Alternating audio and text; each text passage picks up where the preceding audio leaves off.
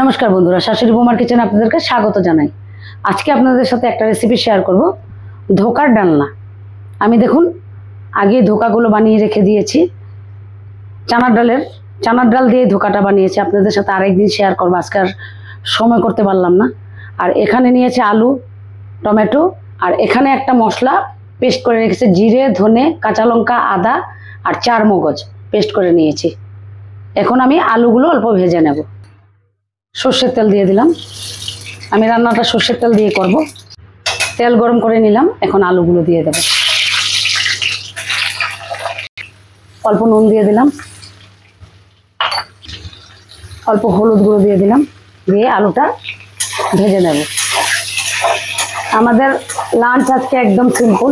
এদিকে দেখুন আমি এদিকে বসিয়ে দিয়েছি মুখি দিয়ে, লোটে শুটকি দিয়ে। এই আমাদের রান্না। এই রেসিপিটা, লোটে শুটকির রেসিপিটা আমি আরেকদিন আপনাদের সাথে শেয়ার করব, আজকে আর করলাম না।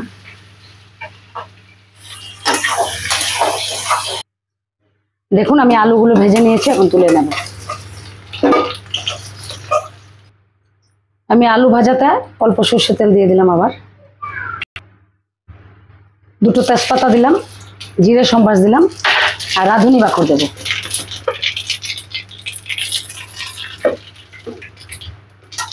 কেটে রাখা টমেটোটা দিয়ে দেব। টমেটোটা অল্প ভেজে নেব। এখন বেটে রাখা মশলাটা দিয়ে দেব।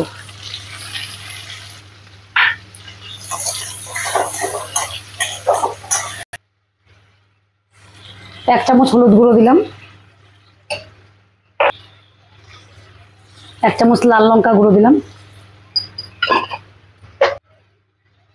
স্বাদ অনুযায়ী নুনটা দিয়ে দিলাম।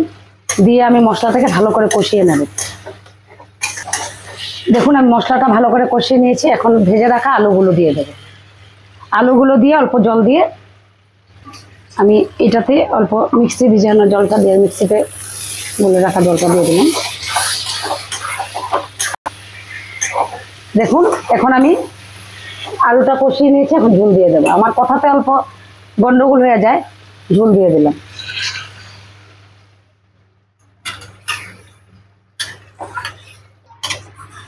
দেখুন ঝোলটা ফুটে উঠেছে, আলুগুলো সিদ্ধ হয়ে গেছে। এখন আমি ভেজে রাখা ধোকাগুলো দিয়ে দেব।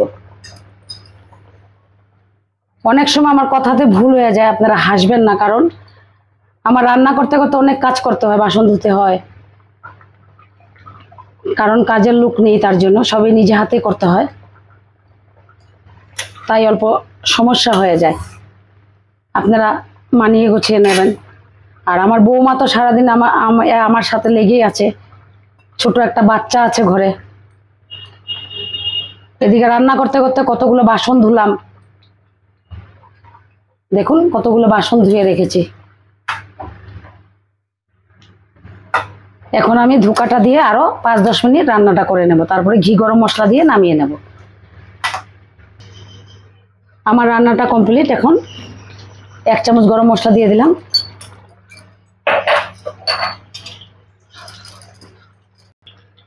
ঘি 1 চামচ দিয়ে দিলাম, দিয়ে এখন আমি নামিয়ে নেব। নামিয়ে আপনাদের সাথে দেখা করছি। দেখুন আমার ধোকার ডালনাটা রেডি। আজই রান্না করলাম, প্রথমে করলাম লোটে শুটকি দিয়ে, মুখি দিয়ে, আর ধোকার ডালনা এই করলাম, কারণ আজকে অল্প দেরি হয়ে গেছে, বৃহস্পতিবার ঠাকুর দেওয়া, অনেক কাজ থাকে, তার জন্য। যদি এই রান্নাটা, রেসিপিটা ভালো লেগে থাকে, আপনারা লাইক করবেন, শেয়ার করবেন, আর আমার চ্যানেলটাকে সাবস্ক্রাইব করবেন, আর আমার পাশে থাকবেন। পাশে থাকলে আমি আনন্দিত হব।